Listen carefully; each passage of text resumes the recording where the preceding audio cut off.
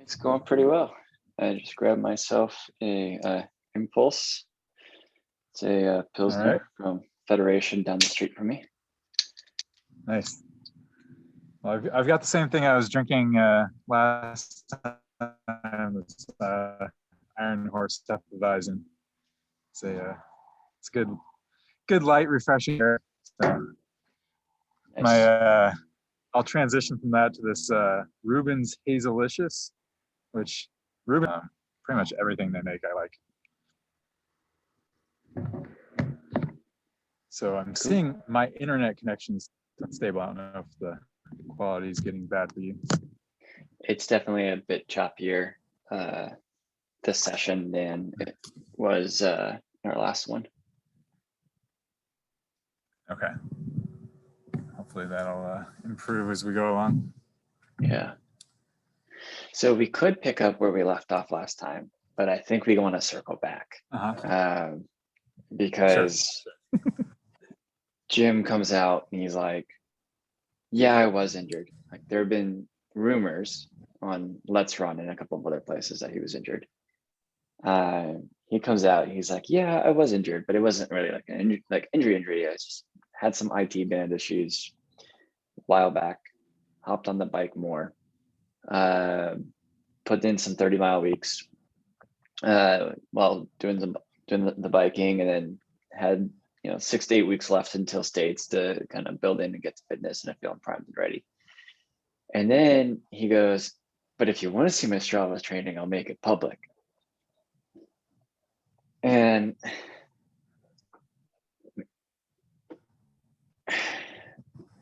I have to go with this. Yeah, this was just a trolling flex. And it's like, oh, you've been. This was a trolling 125 flex. miles a week. You're like 125 miles a week, 35,000 feet of vert. Like runs. Dude was not biking at all. I mean, he did go like early May. Yeah, he did at the end of April to early May have like a 3-week period, which he appears to not have made everything public from, in which he was biking. No, it only goes back to May 10th. Yep. Yeah. So from May 10th he was on. When I saw that, it does seem a lot more local stuff. Yeah. Yeah. So when I saw that, I thought back to our conversation because I had actually originally read his post to mean something different than what you brought up in the conversation. And I actually was caught a little bit off guard, but I just said, oh, I must have misunderstood and went with your interpretation for our last chat. But now that we've seen the data, I'm going to want to go back to it. I think that he was trolling us, but he was trolling us by being intentionally vague. He did take some time off because of the injury. He did bike more. He didn't run as much in those weeks. But if you look at the wording of when he was running those 30-mile weeks, you might think that those 30-mile weeks have continued all the way through. But you can also look at the wording of how he said it and realize that it only applied to while he was biking. Connection's getting really bad. Maybe I should switch laptop. Okay.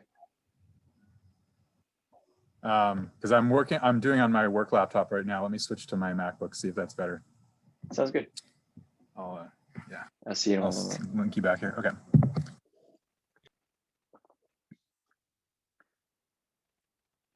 For anybody watching, I will see if I can, in the meantime, pull Jim's Strava up and toss it on screen here so you can get a sense of both that post that he made and then the actual Strava data.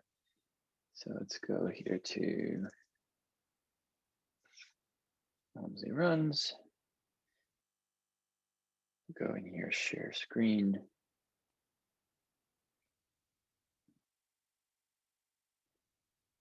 And let's share here.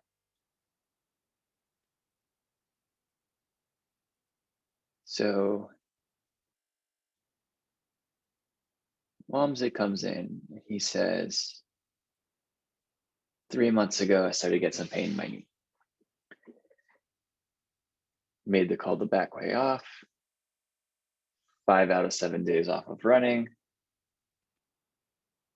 get out of the spotlight on Strava. After that reset, All right. got about 8 weeks to go. Welcome back, David. Yep. And you can kind of get the sense from this, because this is where he kind of comes in and goes, oh, I was only doing 30 miles a week with the cycling. Yeah. When I read that, here, I was like, there's no way he's gonna win Western States if he's doing 30 miles a week training. Well, I mean, I stand by what I said. I honestly think he's the kind of athlete who could, if he was really serious about the cycling and the running was structured right, I think he still could with his experience. But when I had initially read this, I took this line here while I was only running 30-ish miles a week. I was able to get on my bike to mean during those weeks that he was taking the down weeks from the running with the reset versus applying to the whole block, including the 8 weeks after the reset. Mm-hmm. And now that we've actually seen his data, which we can come in here, we pull that up.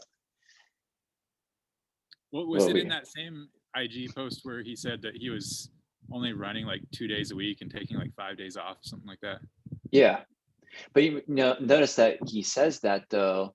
I made the call the back way off with 5 out of 7 days off of running for the next 2 to 3 weeks.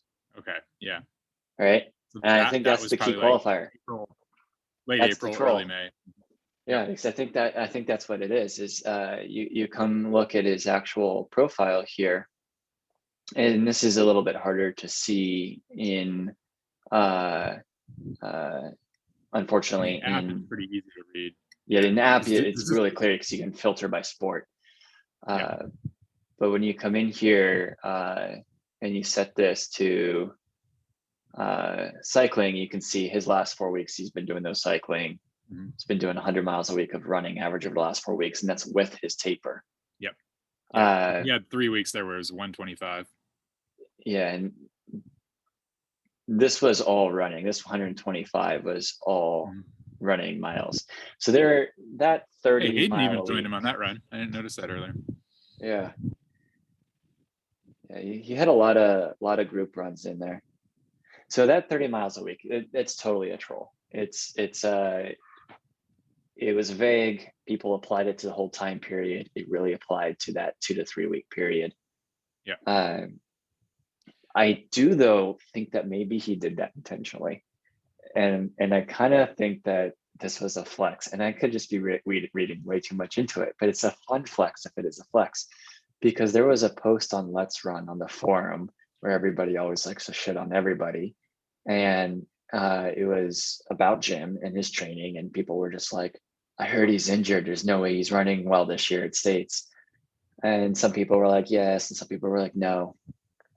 And I have to imagine he caught wind of that to some degree. Like, I don't know that he's on MUT.run, but like, I'm sure somebody was like, oh yeah, they're making fun of your training on MUT.run again.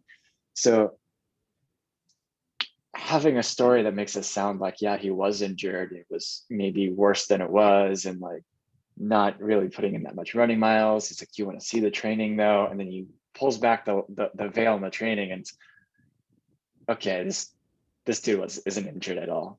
Like he's coming into this 100%. Like I just think he was trying to screw with everybody's head.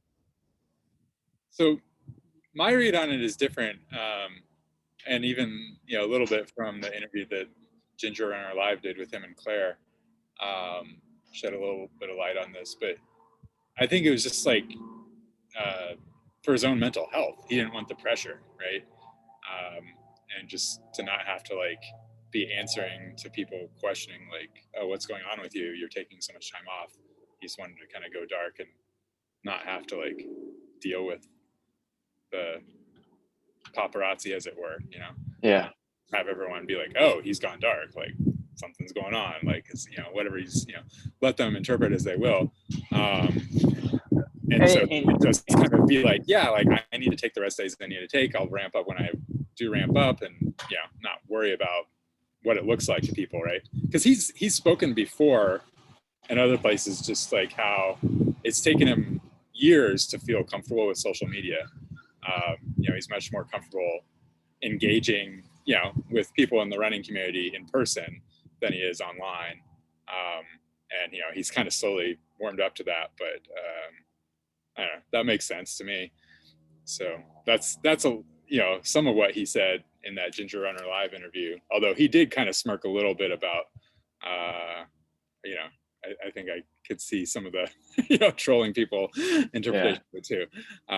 But I think probably the larger motivation for him was just like, I just need to do my thing and not worry about and all power to him. He should just do his thing. I've heard from folks in the past that part of his decision to go dark before certain races, not all races, but before certain races, had to do with the fact that he maybe was competing with his roommate Hazen, or former roommate, I think at this point, Hazen, a little bit too much. And so whenever it came down to him, the two of them needing to go head to head, he'd hide it a bit more and then make it public later. But we can see from his data, he had some of his bigger runs with Jared, even with Hayden, which are two of the probably, 5 competitors. There's some interesting. There's some interesting runs in here. Like you pointed out that he did a rim to rim to rim here. He also just did a 31 mile. The elevation on that rim to rim to rim is 17,000, which is more than a standard rim to rim to rim. So I don't know if that was just a GPS, error. But it might have been a GPS error. If he's not, even with an altimeter, the temperature swing there might be enough to screw it up. Okay. I think a normal one is like what, 13 or 14. I want to say it's like 11. It's definitely more than that, because it's over 5,300 on one side, and I know the other side's like 6,300 officially. Okay, I had like 11.5 when I did it, and it was 47 miles, but his was like 44, almost 45. Yeah. Maybe he tossed an extra up down in there somewhere. But yeah, he did that, which this time of year, that's hot. Oh yeah. That's some serious heat training. He had another 31 to 33 mile run in the canyon in there, another hot day. Yep. He's been putting in big long runs on Eldon, so he's getting into vert. He's getting a lot of vert in. Dude's coming in monster shape. Yeah. Well, that was the thing on his joint interview, him and Claire, with Ethan and Kim, was both of them were just kind of trolling the heat. Because that was one of Ethan and Kim's questions, like, how do you guys feel about a hot year? And they're just like, bring it on. The hotter the better. Yeah, I mean, so here's the next thing. It's kind of interesting is it is going to be such a dry year that those early miles might be really fast. I've been going through the weather predictions and for tomorrow, now that we're so close. Yep. And Auburn, 102 degrees. Normally, if Auburn is hot, the canyon. Yeah. Would you check Forest Hill? Sweltering. Forest Hill is like 90 as a high. Oh. And I was like, wait, what? That would put the canyons probably like 10 degrees hotter than Forest Hill. Yeah. Lake Meadows was like 90 as a high. Olympic Valley is like 85 as a high. So there's actually, I think, potential for the early part of this race to be comparatively, and comparatively, because it's still objectively not ideal, but comparatively cool and very fast. So I'm seeing Forest Hill is like 95 midday tomorrow. Okay. Yeah. So it could still be like 105 in the canyons. Yeah, it'll be interesting to see what it actually comes out to. I checked like 4 or 5 different places along the course, and definitely the hottest place was Auburn by a lot. Everything else seemed cooler than I was expecting. Should be fun. Definitely should be fun. The other thing that we can chat about here is Western States is now published, or not Western States, iRunFar has now published their Western States groupthink predictions, which takes all of the predictions that we did and it kind of comes through and says, oh, okay, this is what people think overall. And I found this really fascinating in some ways. It looks like our toss up between Claire and Brittany is up on everyone's mind. Yep. And Beth. Yeah. That top three. It is interesting that Beth is like everyone is putting her up there in that top 3, top 4. But the number of people pulling for her to win it, or even go second in comparison to Claire and Brittany, is that much lower. Like her overall, total votes here being, what is it, 80 less than Brittany, but that's all, the big differences in the distribution here. Yeah. Personally, I still would not be surprised any of those 3 to win it. Yeah. I think even if it turns into like a dominating win, even like, because shit happens, like, somebody can really bonk or just have a bad day. And yeah. I think the things that the people I'm more surprised by here are the number of folks that want to put Camille and Magda definitively up in the top 8. Yeah. We talked a little bit before about Casey and questions of, is she healthy? I kind of feel like she's gonna pull it off. Yeah, me too. Yeah. I'm still surprised to see how much faith the groupthink has in Casey. Yeah. And I think what I see here in 16 and 17 with Katie and Emily being this far down is name recognition. I think a lot of folks are looking here and going, well, these other folks have competed at states before. These other folks, I know who their names are. Right. Katie and Emily are very new to the states scene, and they're new to the ticket scene. Like, other than, I think Emily, made like 3 attempts at a ticket this year, so people kind of started to pick up on her. But it's not like they're coming into this with no experience. They're both coming into this with extensive 100-mile experience on tough courses. Yeah. So the one thing looking at this that is particularly surprising to me is how low Camelia Mayfield is rated by the groupthink. Because to my thinking, there's absolutely no way that she finishes lower than both Camille and Magda.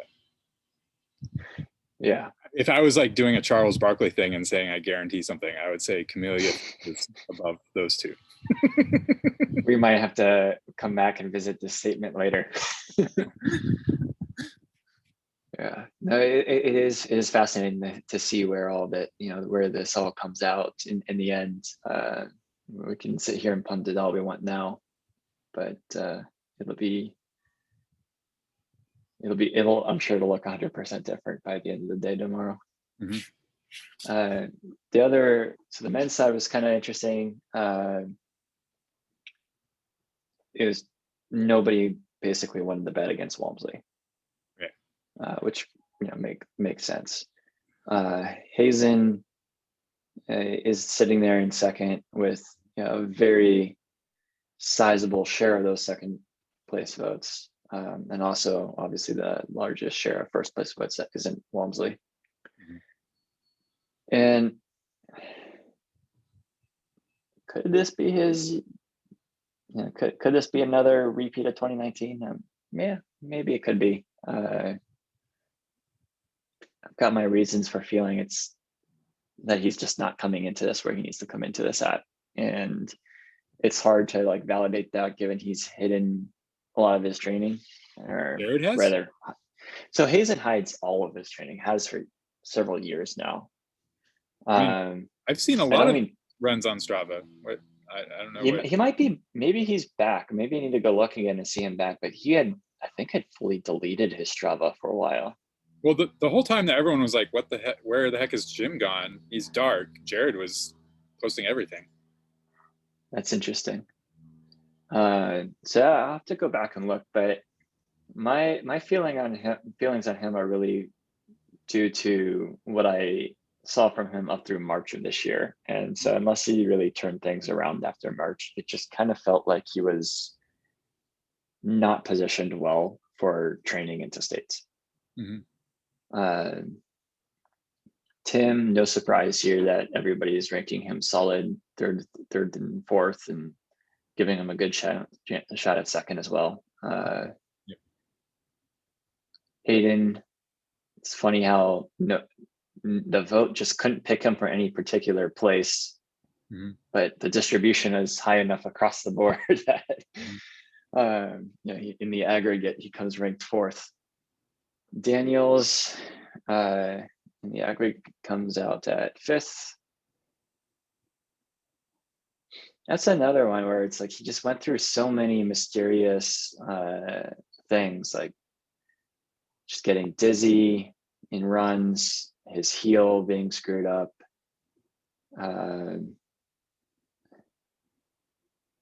If he's turned it around, he clearly has the speed and ability. He showed that the last time around.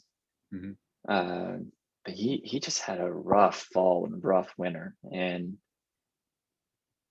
I hope he's turned around. That'd be awesome to see him out there running fast. But yeah, it's probably name recognition that is getting yeah. I mean, but overall, I mean, looking at this groupthink, there's nothing really that surprises me. I agree with this group. I mean, I had a little bit different rankings, but and as far as a groupthink, it's like it's, what I would expect. The thing that was surprising to me though is like just checking on the iRunFar. Usually they kind of update if people scratch, and you'll see them strike through certain people's previews and things. And I was just checking up on that before we got on here, and it doesn't seem like anybody is scratched. Seems like everybody's good to go, which I mean, I guess this is the first big race post pandemic, so maybe people are healthier, and it's maybe that'll actually show out in higher than average times, or lower quicker than average times. Yeah, it'll be fascinating to see. I did have one big point of amusement here with Max King and Jeff Browning being literally tied neck and neck. which is just so fitting. It is so fitting. I mean, that is the Masters, the Masters battle there. And I think we had both picked Max. It looks like more people have picked Jeff for an actual top 8 finish in 7th or 8th, but then Max has just gotten so many 4th place votes that it I mean, like literally Jeff beats Max out in every column, although I guess it's a little kind of close in 3rd, but then 4th, this gap in 4th is it. This is what keeps Max in the running. Right. I mean, I think that I think I put him at 4th or 5th myself, and I feel like Max has a higher degree of variability, whereas Jeff is probably going to be 9, 10, or 11. Like that's another one of my like guarantees. I'll say he's going to be 9th, 10th, or 11th. Yeah. Whereas Max could be 4th, or he could drop out at Forest Hill and DNF. Well, so this is something that I find kind of interesting, because it's a function of being the old reliable. You look at, there's been a number of racers, including racers who were in the race this year on the men's and women's side, who will show up to states and run basically the same performance every time they do. Yep. Mark Hammond. And so, yep. Ian Sharman. Like, I can run states in 17 hours, and I can run it in 17 hours every time. Yep. So then it becomes, does that. Yep. So then it becomes like the competition that year. Does the competition that year run faster than 17 hours or slower than 17 hours? And so it's not really that they're performing better or worse against themselves. They're kind of performing the same every year, but the field, like the relative position in the field, is shifting. And so you get someone where it's like, I run 17 hours every year, and some years that somehow is like 2nd, 3rd, maybe even a win. And then the rest of the time, it's like you're fighting to get into the top 10. Well,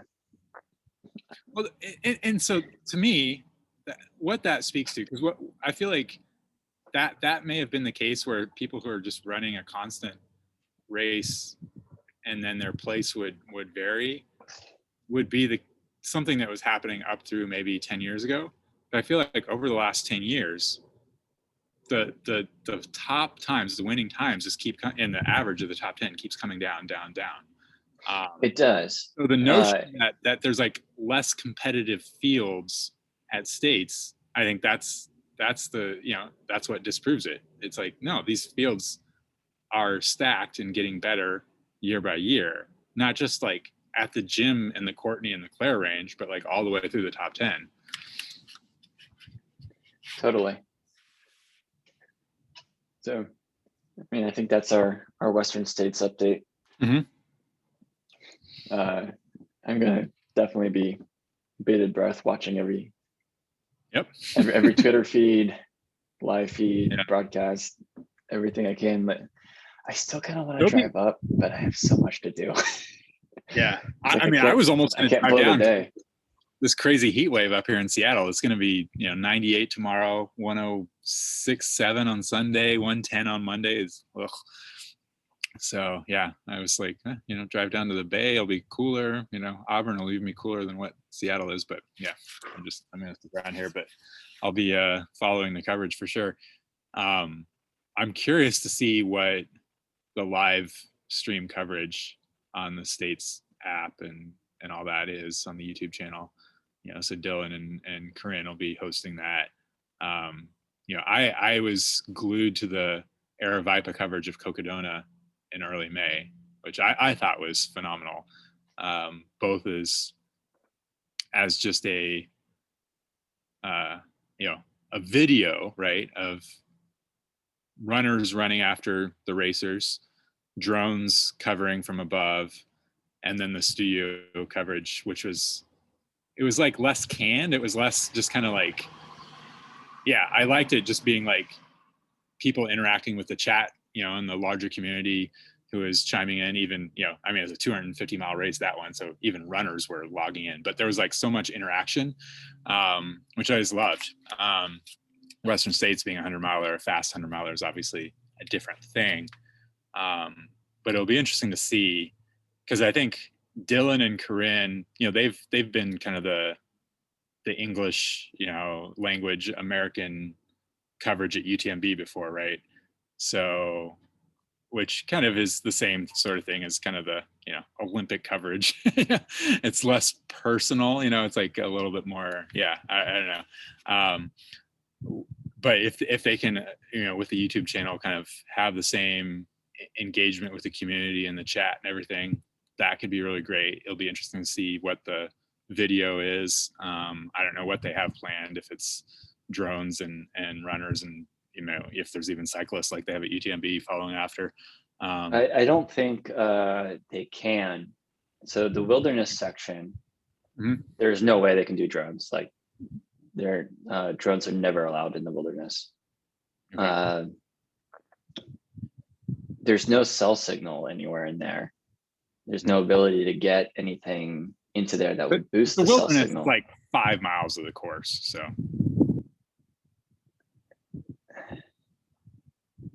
This is fair. I mean, cell signal's an issue, but the legal. I just mean like probably most of the first 80 miles, it's very difficult to get any sort of a signal in or out, and a lot of those locations are not going to allow drones. So I am curious to see what they do. Like Robinson Flat, you can get something, I think. Yeah. Especially if you have some sort of special setup, if you have like satellite or something rigged up. I don't know.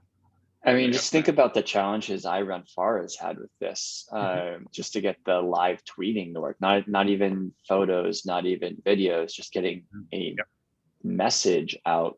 They were bringing in their own satellite stuff, satellite receivers and whatnot, to try to set it up to make it work, and it still would get really spotty.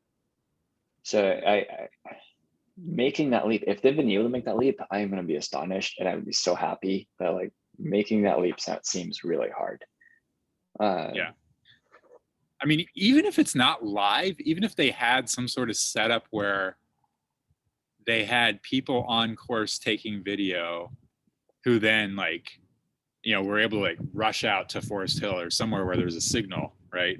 And then post it. And Yeah. it was like, maybe it was a 30-minute lag time or something, right? Early on that would work because you could like wait for like 15 minutes to catch a whole lot of the leaders and then move 30 minutes to get your signal. And now it's a 45-minute for the leader overall, but like you've got some footage, from earlier.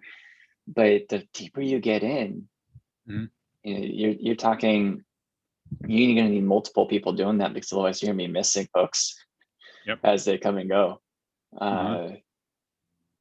It's just logistically so challenging. Yeah. But the latter part of the course, after you're like going from, down Cal Street to Rucky Chucky and through Green Gate and all that, I mean, I guess it is pretty remote, just as, cell signal wise. Once I leave Forest Hill, I don't know that I really get much signal until almost back to Auburn. Yeah. It's, the whole course is pretty remote. Yeah. So we left off in our last chat with talking about kind of the state of media in our sport. Which kind of gets at to why we're sitting down chatting like this as in the first place, which is mostly, hey, we like chatting with each other, so give ourselves an excuse to chat with each other more. But also, it's just you and I, we've both looked around and we go, especially while iRunFar was sort of on hiatus during COVID, and just going, there's not really any coverage. Like this sport just isn't getting the coverage that we feel like it should be getting at any level. Like at the high level, at the elite level, there's at least some. But there's so many interesting stories, and there's so many interesting things happening. Like there's these incredible FKTs happening all the time. There's these really cool journeys that are kind of self-organized that aren't FKT efforts. They're just explorations that are, really neat stories just waiting to be told. There's interviews that don't happen with people who are middle of the pack or back of the packers at things like Western States. When I was out at Bandera in January, I was looking at the results the next day, and there was a lady who had finished at, I think 1 p.m. the next day. I think that would have been a really, really fascinating story, because Bandera, when I ran it with the 100K, which was Saturday, they split the race up into multiple days based on distance. They did the 100K Saturday and the 50K Sunday, I believe it was. On that Saturday, the weather was absolutely perfect. We could not have asked for it to have been any more perfect. It was overcast, but just not overcast enough that it was like dark and annoying, but just like overcast enough to keep the sun off you. It was relatively cool. Like some people are like, oh, it got hot. It got to maybe 60 degrees. It was relatively cool the whole time. A little bit of a breeze, but not so much that you were chilled from a wind. No rain. It was really incredible conditions to be out there in. And then the next day was 100% different. You had a storm moving overnight. It was high wind. It sleeted, it rained, it got really cold. It was like 28 overnight. By 9 a.m. by the race start time for the 50K, it was like still below freezing. Those folks ended up running on a course that was 100% different. It was deep mud. It was comical at times because I'd be out there in an aid station waiting, and you could see for like a quarter mile these people coming down this straight flat stretch. It's part of what's called the racetrack. There, it's like one of the few fast and flat places on the course, but it was so muddy that you couldn't even get off the trail to keep running. Like the whole thing was so muddy, People were just staggering from side to side trying to stay up, and it would be like, go a couple steps while falling to the left, land in the mud, pick yourself up, run a couple steps to the right, fall in the mud. Okay. And yeah, so you're getting sleeted on, you're getting hailed on, you're getting rained on. It is below freezing. It is that muddy. That course is hard enough without any of that. That was just an incredible thing to just see how tough that course can get. And in the middle of that, you've got a woman who goes out and runs 100K. It takes her over 24 hours, but she finishes. And the first half is great weather. And then she goes overnight, and then she goes through the day in that completely different weather. I feel like there has to be a great interview there. There has to be a great story there. Like there has to be some, like, how did you do this? Like, what made you keep going? Like, what was your crew like? How did you stay warm? How did you transition gear? Because you went from nice to not nice.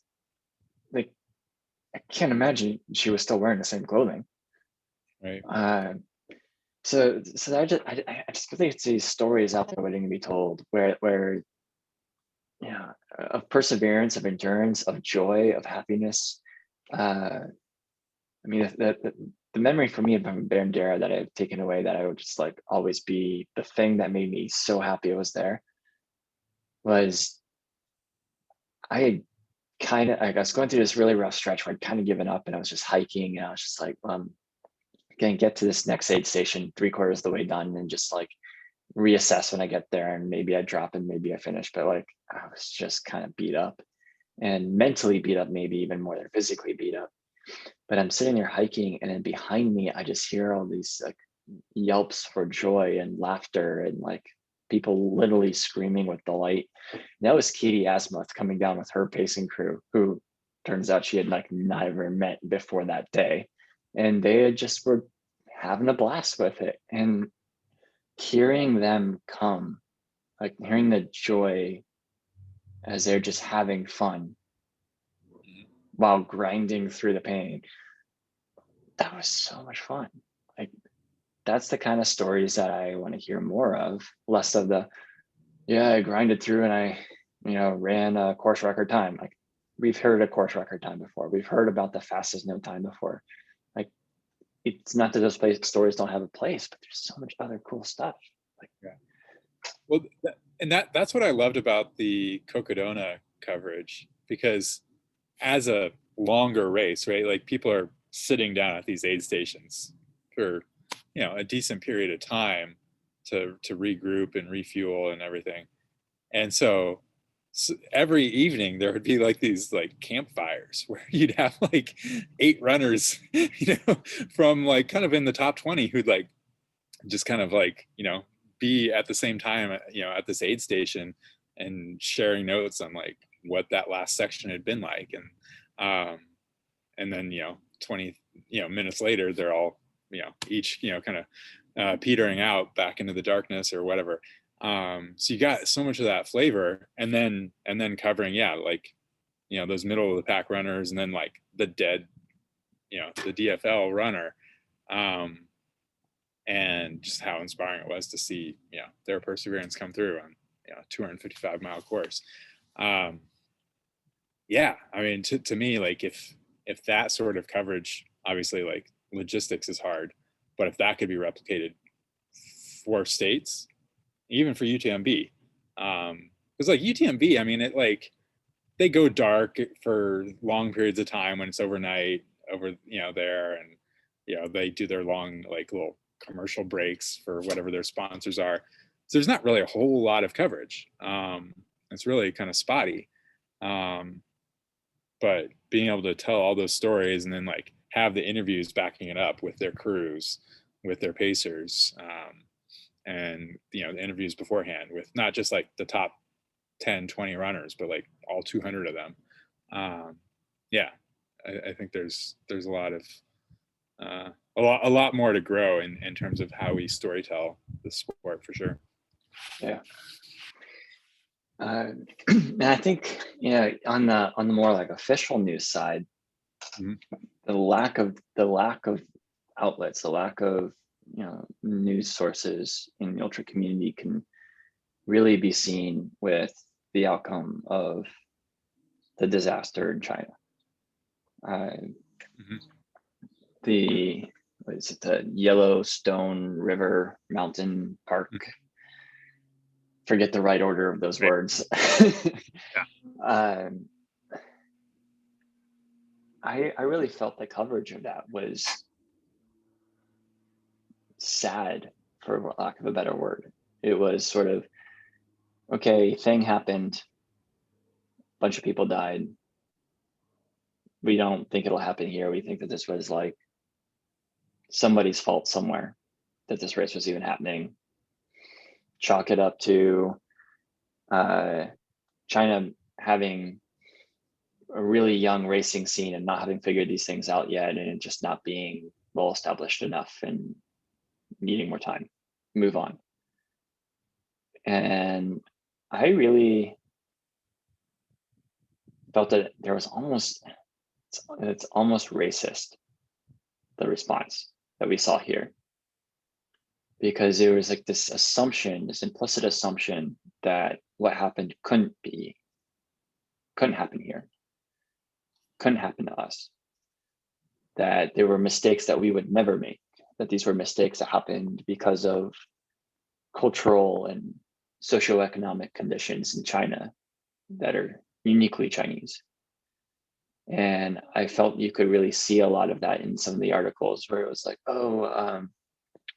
these regional administrators that are putting on these races are getting financially incentivized to put on races, but they're not really race directors. They're just doing it because of political pressure. They're putting on races because of political pressure, and to get they're cutting corners just to increase tourism and decrease. And so they're making their races bigger and harder and tougher to increase tourism. And because of with it all being, because it's because of the communist system, and I disagree with it. I just disagree with that whole analysis. I disagree with that whole analysis because I think you see all the same patterns and trends here in the United States. You see events and races that are incentivized to be the longest, the hardest, the most gain, the toughest conditions. You see races that are seeking out economic favors from the community. So a good example of this outside of running is football. Like, we're not going to put a team in your city unless you pay for our stadium. We're not going to host our Super Bowl here unless you give us a whole lot of financial incentives and tax breaks and let us do it. You see the same perverse incentives for events and in the sporting world here in the United States that we're accusing them of, and for why this disaster happened. So I don't think that is the right analysis to take away from this. And I do think a question should be, should this race have been run? And why did it start? And we don't know enough about how much they knew about the weather forecasts going into it. I wish we knew a bit more than we do.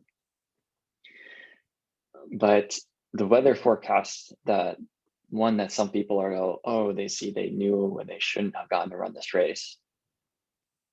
That weather forecast was basically high winds, potential for storm. Congrats. Like, this is the mountains. Yes, this can happen. Like that, those conditions are there a lot of the time. That doesn't necessarily mean they're going to be there that day. I mean, I'm not saying the forecast said, maybe. I'm saying the forecast said, there's going to be these conditions here this day. But how many times do you get a forecast when you're in a mountainous area that says, yeah, it's going to be rainy, but then it just never happens? You kind of have to wake up, look out the window, and look at what the weather is and adjust. And at that start line, everybody agrees at the start line, the weather was good. The weather was really good. You're not going to cancel a race when your start line weather is really, really good, unless you have pretty good evidence that weather is just massively not going to be the same in a little while. And if you were to cancel races for reasons like that, I don't think you would ever run a race like Hard Rock.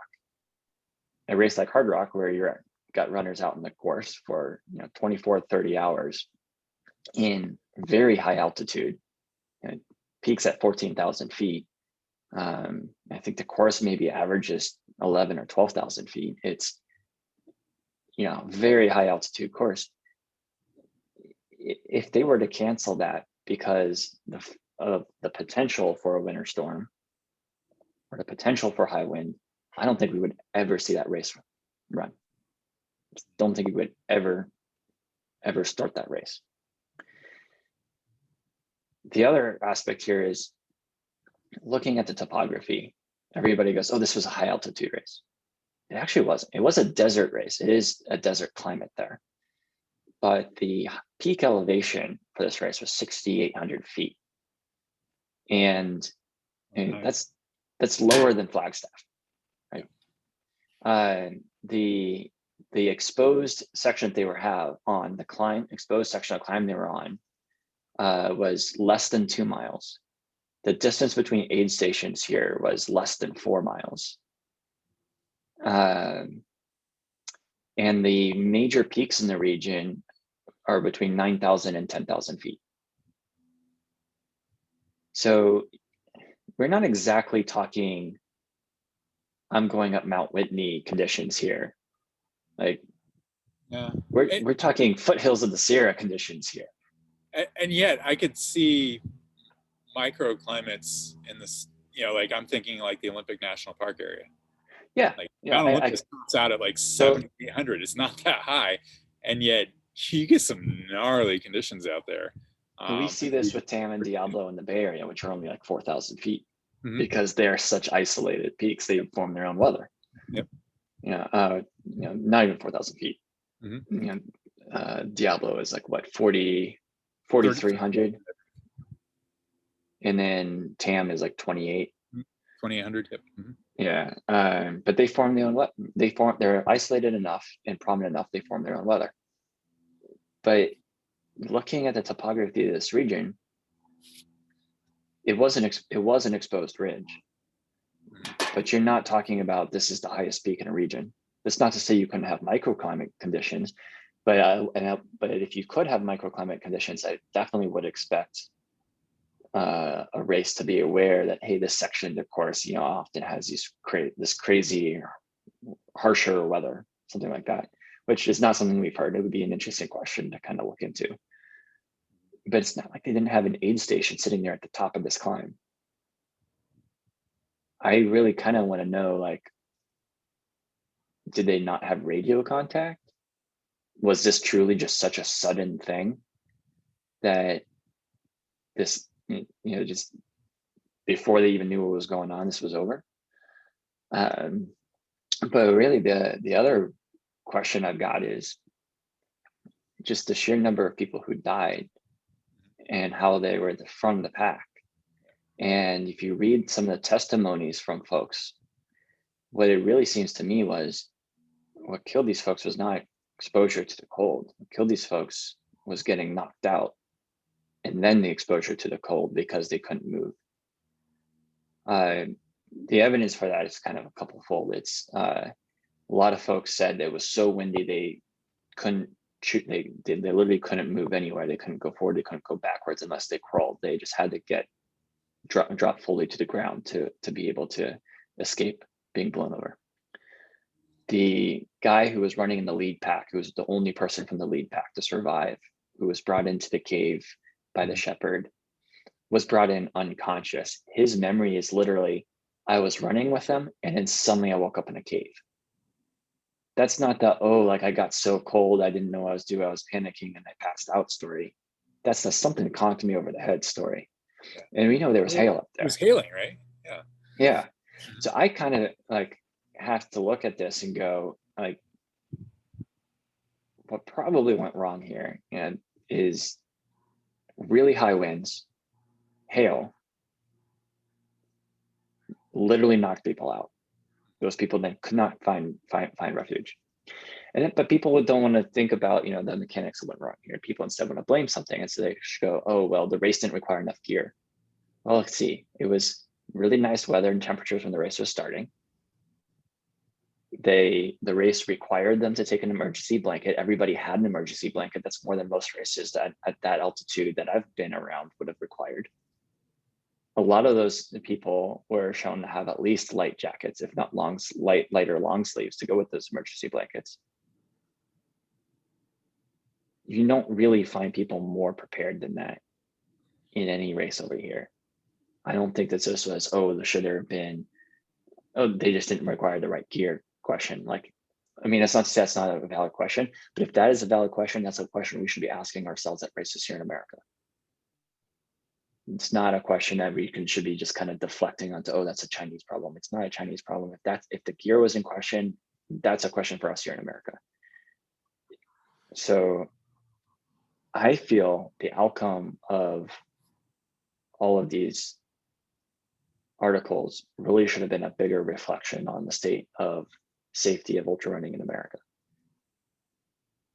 And the reason I feel that most strongly is I sit there and I ask myself, given the kinds of adventures I like to do, given the kinds of running I like to do, if I had received that weather forecast and I had been planning an adventure run, not the context of the race, I had been planning an adventure run, which meant that I had full decision over whether I started or not. Nobody else was telling me, oh, you should go ahead and start anyway. And I had full decision over my gear. What would I have been carrying? Would I have started? And the answer is I probably would have started. I might have turned around sooner, but I probably would have started. And I probably would have had pretty similar gear. So I'd probably be dead. And that is a tough realization to have, because you want to take a step back from that and go, okay, well, how can I reevaluate this situation and avoid making a decision that gets myself killed? Well, okay, are we going to never start on days that have good weather but it has the potential for bad weather later? Or are we going to try to get on the mountain early and off the mountain early? More times than not, most people are going to try to get on the mountain early, off the mountain early. I think we should have, the outcome of those articles should have been, are we blind to our own risks here in America? Is this actually something that we're just waiting to have happen here? Because it kind of feels like it to me. And you can either accept that this was a super freaky accident, or you accept that this is a super freaky accident that could happen again and could happen here just as easily. Mm-hmm. So where do you see, I guess, those risk factors? I'm just kind of assessing like the landscape of the sort of races that we have here. Like where would be the most dangerous? You know, because we do have this glorification of what's hardest, and just, you know, like rather than just like the athletic performance of like running something fast, you know, it's like, how do you make the course hard? Not just like with like length and vert, but like, you know, technicality and everything, right? And I'm thinking like, okay, Barkley is just like super gnarly, right? You know, is it kind of like almost like, you know, are we lucky that people haven't just like really had bad days and been like lost out there and broken a leg and, you know, whatever, right? Or, you know, certainly you mentioned Hard Rock. It's like Hard Rock is certainly, I think, you know, where you risk thunderstorms and inclement weather the most. But then the desert, the heat, the hot desert, like, you know, at Cocodona, right? I mean, Mike McKnight got I mean, you know, he's probably the best in that sport of the 200 milers, and he got hit bad. Like he was in the hospital afterwards, having to drop it with like mile 120 or something. But it was just like super hot. People got dehydrated. They didn't have enough. They probably should have had another aid station or more, you know, multiple aid stations, you know, in between some of the ones they did, because people are just getting dehydrated.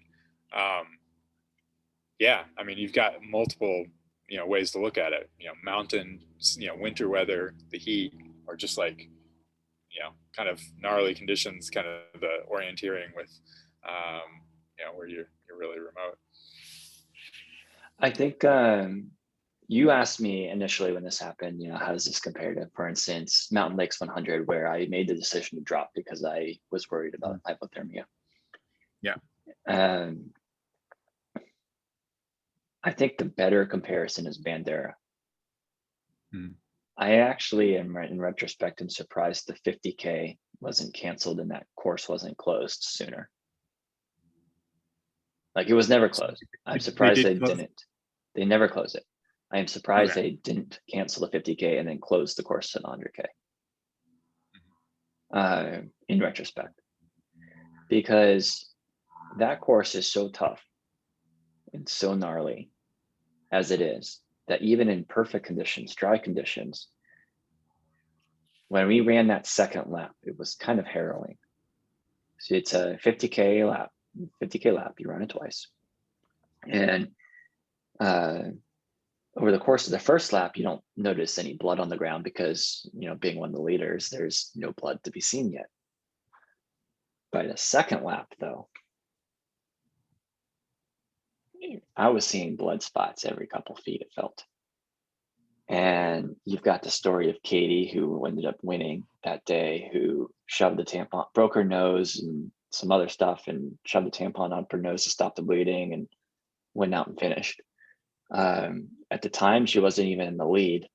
There was another lady in front of her who fell and busted her jaw and broke some teeth and had to leave and go get medical care. I ended up, when I was hiking at one point, hiking with an older man who had fallen and literally just had blood all down the side of his head. And it really did feel like every couple of feet. The rockiness of that course is very intriguing. It's not at all what I expected for the hill country of Texas to look like. So you take a course like that, where it's already really highly technical and already something that's going to beat you up and hurt you, and then you make it slick with rain and ice, and you're adding in wind and getting pelted. How did they not cancel that? But we have this spirit of nothing too bad's going to go wrong. People accept their own liability. They chose to be out there. We're going to let them go do it. And I could honestly believe that day could have ended very differently for a lot of people. It didn't. It's very fortunate that it didn't. But I could believe that day could have ended very differently for a lot of people. So I don't even think it takes a course like Hard Rock.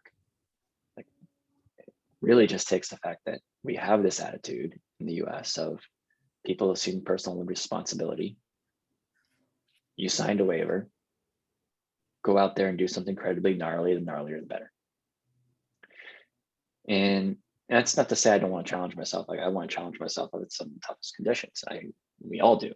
That's part of what attracts us to the sport. But there's an inherent risk in that for an organized event, that something like what happened in China is going to happen here because of that. And we can either choose to accept that, or we can play coy and pretend that can't happen here and that it would only happen in China. And when I see that, I'm going to continue to go,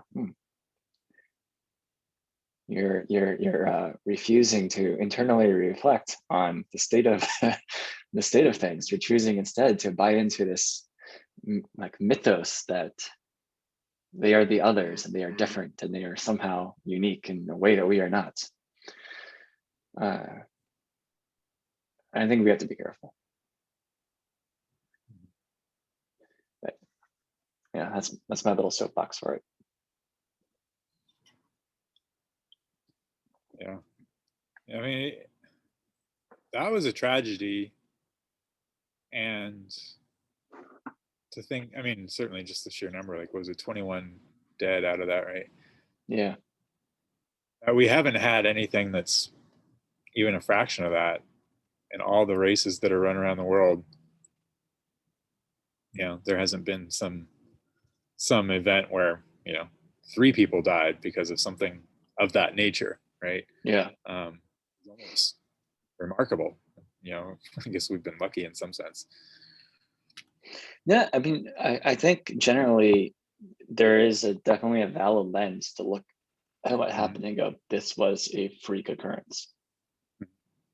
And this is something really not expected.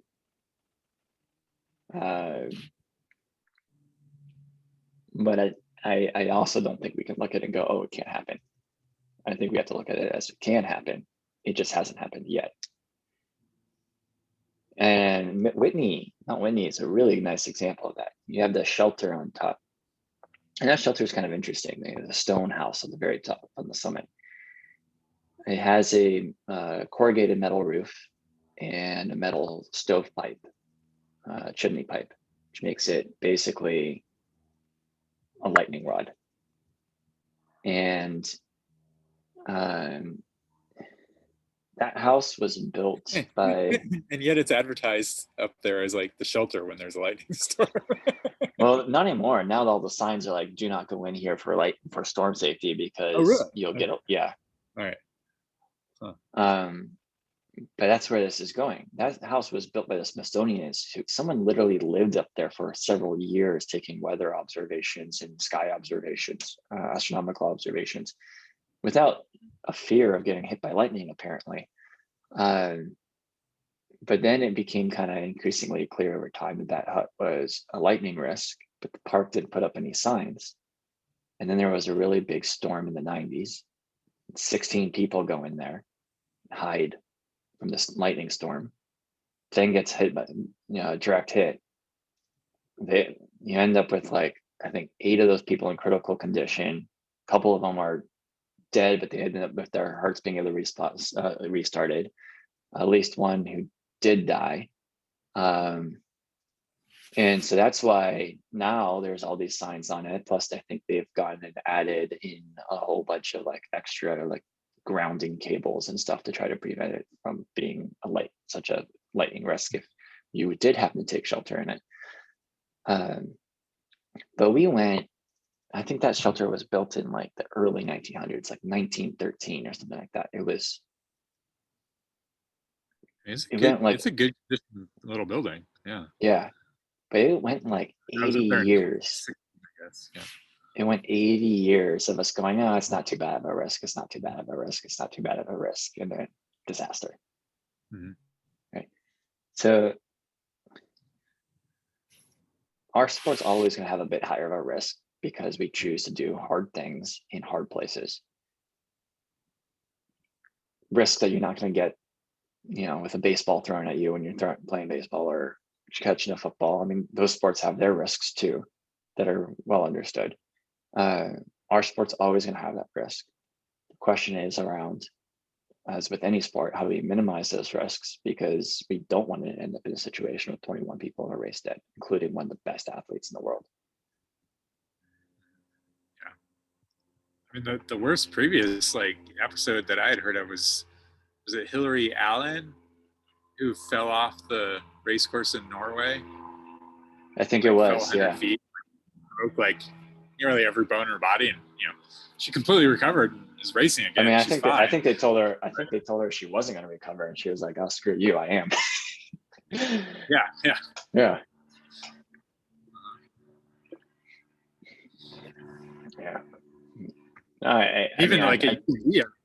Casey Lichtig fell off the mountain at UTMB. I mean, that was bad too. I've only fallen off once so far, and I was very fortunate. I was running down one of the trails over in the headlands when I fell off, and I thought it was going to hurt a lot more than it did because those really prickly shrubs. Mm-hmm.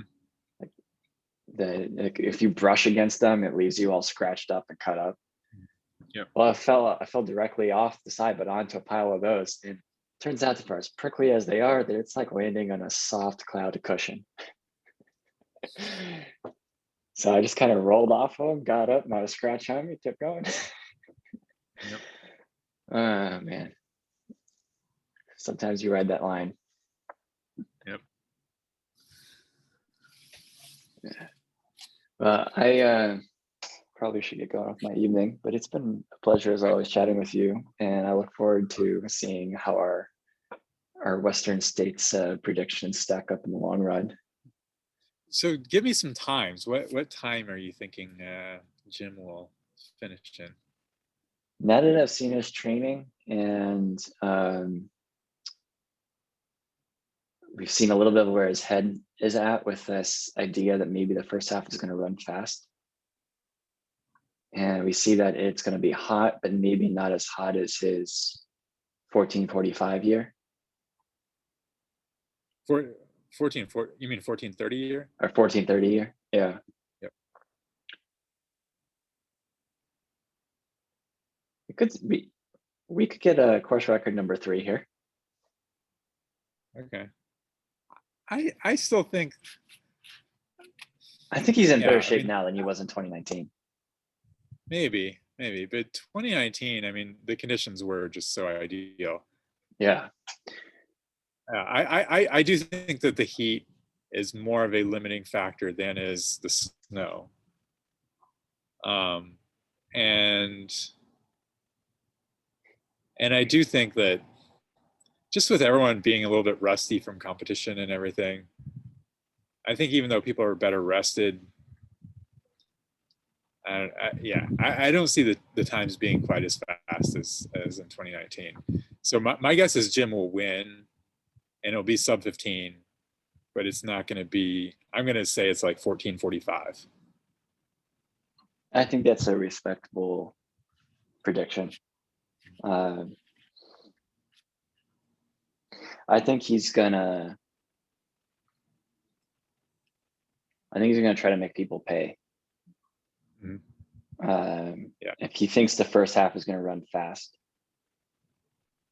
I think he'll run as fast as he needs to win. He will run as fast as he needs to. And I think that will make people pay. And so then the real question is, if people start dropping off and the pressure isn't on him anymore, then with the heat in the back half of the course, how much does he back off? But if the pressure stays on, that dude will cook the whole way through and do it. I mean, that was part of 2019 is he knew Jared was on his heels the whole way. If Jared wasn't running so well, would have we seen the 14:06 or whatever that he made? And I think on the women's side, Claire versus Brittany, how do we think that's going to play out? So last time we got a battle basically to the end. Yeah, and I'll put Beth right in there. Here's a better question. Here's a better question. Is there someone, maybe from those three, maybe from outside of those three, who's going to lead through mile 80 again, or mile 70, or mile 60, and take the early focus of the race, and then leave the battle for later for the rest of those three? Or do we think that those three are going to be battling from the beginning and that be the story of the whole day? Oh, I mean, I would not be surprised to see Ruth Croft leading at Robinson Flat, leading at Michigan Bluff, but probably like blow up at Forest Hill or something. Yeah, I mean, Claire and Brittany are smart. They'll hold back and they'll run their race. Beth too. But yeah, I see no scenario in which that isn't the podium in some order, no matter who's winning earlier. But in terms of final time, I mean, Claire was pretty clear. Like, she's not worried about, chasing the record. She's just, going to run her race, do as good as she can, and let the competitive juices flow, depending on how it goes. Brittany's probably the same. I would expect Brittany's hungrier, but Beth, I mean, she's the one who's like just had the results in some of the golden tickets and the 100Ks this spring. So I do think like the women's record, even in a hot year, could be put, well, yeah. Ellie's 16:46 time is still a ways off from Claire's, what is it, 17:24 or whatever she had last time. Yeah, I think so. So I would say that whoever wins, and it's going to be one of those three, and it'll be a competition into the final 10 miles probably, will win with like a 17:10, like that. Maybe like a 17:12, something like that. My guess. I think my guess is going to be that either Audrey or Ragna is leading through about mile 30, and is going to be trying to put a move on, but that by Forest Hill they've been fully pulled in. I think whoever takes the lead at Forest Hill is going to be interesting to see. Because I could imagine that being where someone like Ruth or Beth takes over,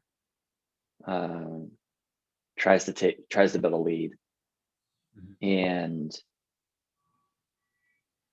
I don't think that they'll escape. The Brittany, the Claire, the Beth. I don't think they'll escape. But I think that you will see a move there from someone that isn't in our current top three. Try to take it. So here's another scenario I could totally see happening, is that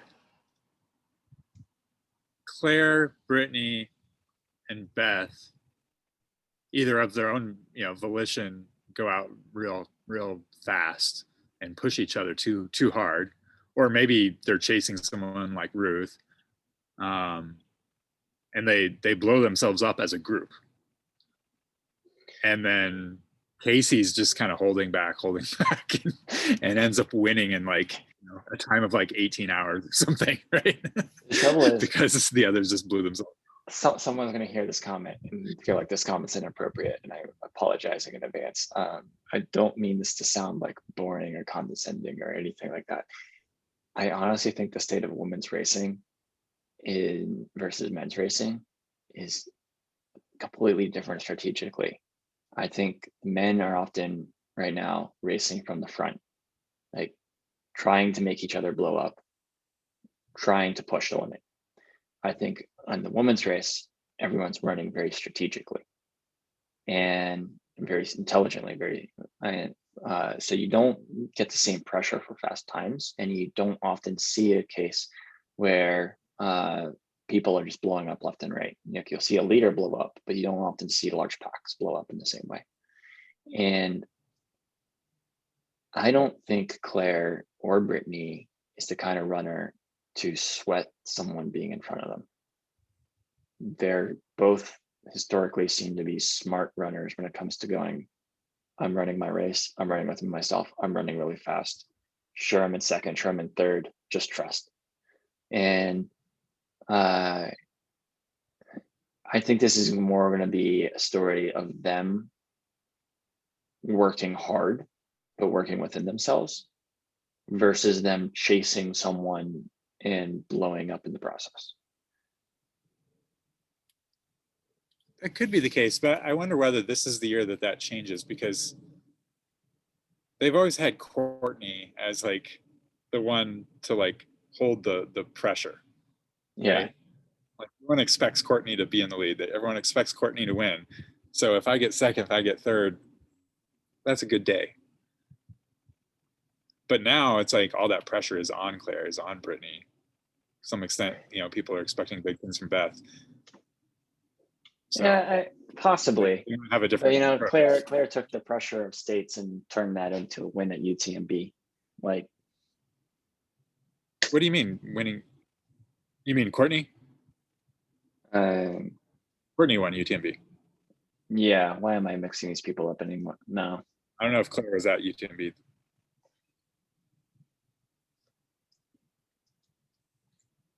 Because Courtney, she dropped out at 80 with the hip injury, and then that was probably the only reason why she was even able to compete at UTMB, and was still clearly dealing. I'm thinking about her. I'm thinking about her double and the fact that she did that. Mm-hmm. What did Claire win in 2019? She won a second race that I was like,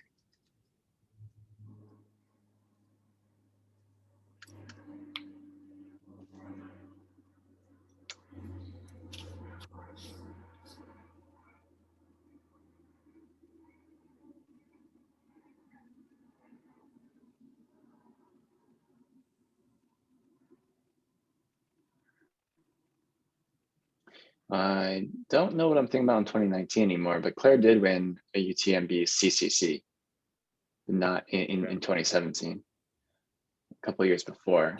And it might be why I'm getting this confused. I swear there was like, she turned around from states, and I swear there was something she went and did right afterwards where I was just like, wait, you're doing that already? And then she just obliterated the field.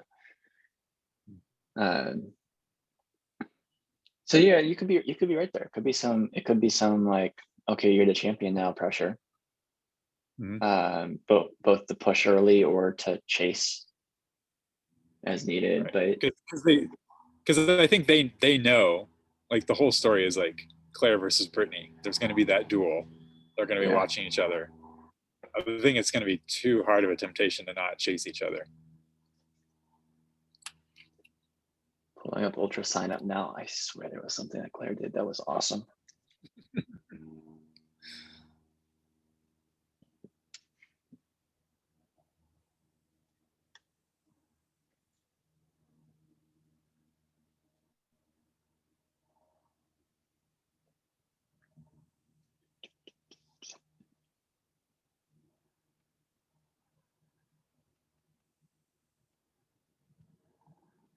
Well, and here's the other random question.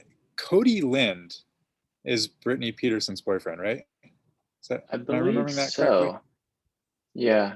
What time is he capable of? Like, is he capable of running at her pace?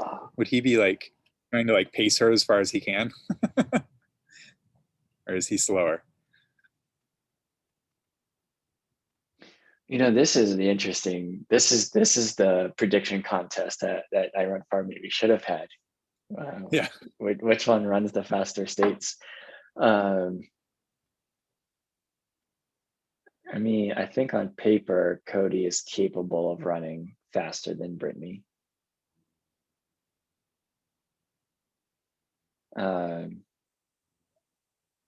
Which means like a sub 17. Because I mean, Yeah, but she did like 17, I don't know, 30, 40 something or other last time, right? but if Brittany is running at the front and Yeah, Cody's not in the competition, most likely. Yeah. then does Cody basically turn into a pacer? Mhm. Huh. Huh. That's an interesting one. I have Yeah. to watch that. I hadn't thought about that at all. Because I definitely don't have him really being in the thick of this. No No, I think the disrespect to group him. Like I think he's done some neat stuff, but like I don't think I've seen something from him that makes me think that he's ready to jump up a level.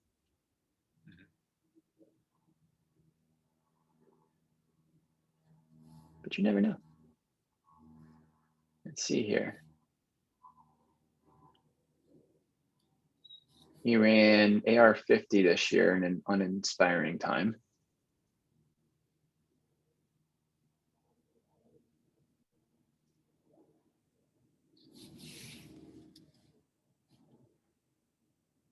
So what about some of the other just like Bay Area folks who maybe, you know, aren't necessarily talked about in the top 10, top 15, but might have a good day. Like, where do you think like Elon Lieber or Jorge Maravilla? What are their chances? What do you expect out of them?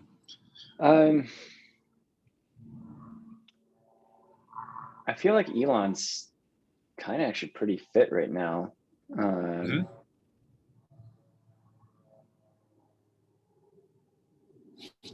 I could see him running a sub 19. I don't know that that would get you in the top 25. But I could see him doing that.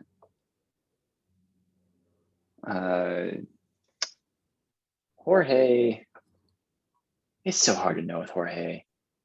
I don't want to say he's like old and washed up. He's not old and washed up, but like he's been through a lot the last few years, and he's in a very new phase of his life right now. And his training doesn't really look like anything. But he's also so experienced. Mm-hmm. Wait, so He's gotten a top 10 finish before, right? quite a long time ago, I think. Yeah. Probably like whenever Max King got his number 4 finish. Yeah, I think, let's see. Back in the Timothy Olsen days or something.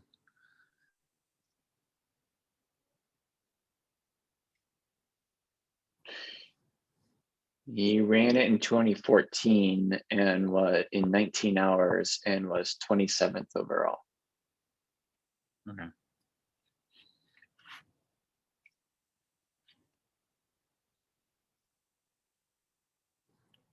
He also ran it in 2013 in 20 hours and 38 minutes, was 30th overall. Mhm. And in 2012, he was 8th. That's his best finish in 16 hours and 5 minutes. So that was, All right. That's what 9 years ago. that's a legit time. Yeah. 16:05 is a legit time. Yeah. And that must have been one of those 10 years, because 16:05 being 8th overall, that had to have been a real fast year. Yeah. Yeah. When Tim was winning in 14:46. Yeah. Speaking of Timothy Olson, I don't know if you've been following his PCT, FKT progress, but the last thing I saw on his IG was that he's going to be remarkably close to the Western States course on race day. And he was saying you might see people at the escarpment. That'd be pretty cool. Yeah. That would be pretty cool. Yeah, that's I haven't seen many updates as to where exactly he is. I know he's intentionally keeping it a little dark. I'm definitely rooting for him to go get that record. It would be nice to have that record be a bit more solid than it is. Maybe discourage someone like from Francois from coming in for another swipe at it. Has Francois made an attempt at that? Yeah, I didn't know that. Okay. I think he's made 2 attempts at it, actually. Okay. And he's bailed both times due to snowstorms, I think. Huh. Let me see if I can find a. Yeah. Well, one of these times we'll have to talk through the specifics of Francois's JMT times and There's so your much. strategy There's for so taking much. it down. There's so much. And separating the fact from the fiction, because the reporting back then, and it's not that it was that long ago, but reporting has gotten a lot better now than it was even, when he did it. And he didn't really write much himself, but he was kind of interviewed for a few things, and then like interviews took that interview and like did their own spin on it, and then people just put their own spin on those spins. And so you're trying to like read through his attempt and what really was going on and this and that. You hear so many things and you're like, oh man, how am I going to do that? How am I going to do that? How am I going to do that? And then you kind of dig more into it and you're like, oh, I think this is just spin. Like one of the things I had heard was that he had this really, really big support crew. And it is true that like a lot of local elites kind of dropped in and helped him here and there, kind of unannounced, where they just decided to do it. But for the most part, he had like his 3 best friends in a camper van who were able to like help him at a couple different points in the course, and that was about it.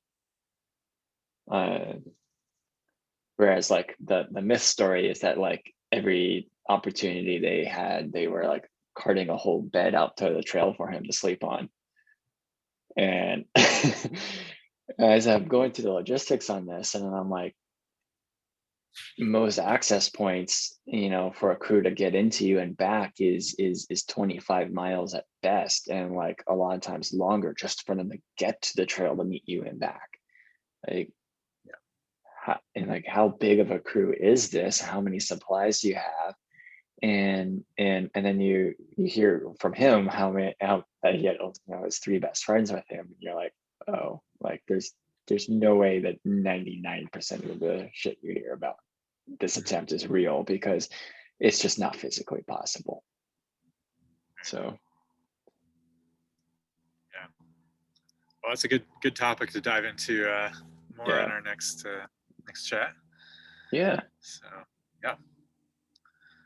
Well, good luck to all the Western States runners tomorrow. And yeah, I'll be watching closely. Yep. All right. Chat soon, man. Yep. All right. Cheers. Good night. Cheers.